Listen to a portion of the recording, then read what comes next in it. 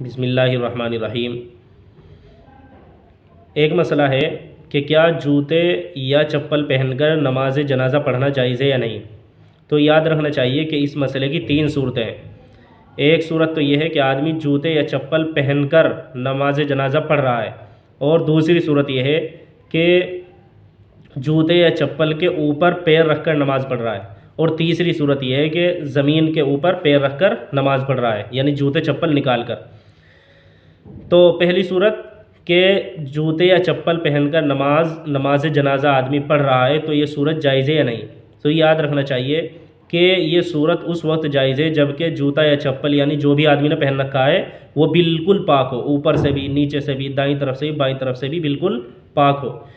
اسی طرح آدمی نے جس جگہ پیر رکھ رکھا ہے وہ جگہ بھی پاک ہو، تو اس وقت جوتے یا چپل پہن کر نماز جنازہ پڑھنا جائز ہے۔ لیکن ایسا عام طور سے ہوتا نہیں، کیونکہ جوتا جو ہے عام طور سے نیچے سے ناپاک ہی رہتا ہے۔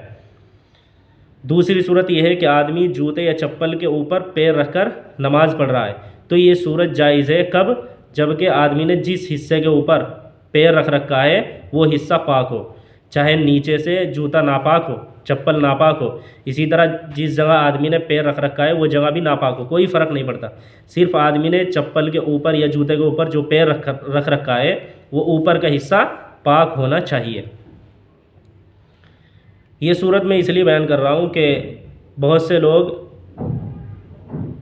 صاف صاف کہہ دیتے ہیں کہ جوتے چپل نکال کر نماز پڑھی جائے، چاہے کسی بیچارے نے موزے پہن رکھے ہوں، چاہے اس کے موزے خراب ہو جائیں، لیکن اس کو زمین پر ہی کھڑا کر کے چھوڑتے ہیں۔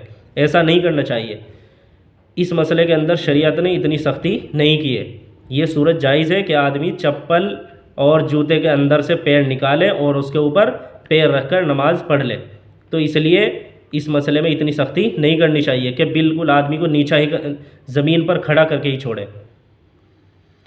اچھا، تیسری صورت یہ ہے کہ آدمی جوتے چپل نکال کر نماز پڑھ رہا ہے، یعنی زمین پر پاؤں رکھ کر نماز پڑھ رہا ہے، تو یہ صورت جائز ہے، بس زمین پاک ہونی چاہیے، زمین کا پاک ہونا ضروری ہے۔ اب زمین پاک کیسے ہوتی ہے؟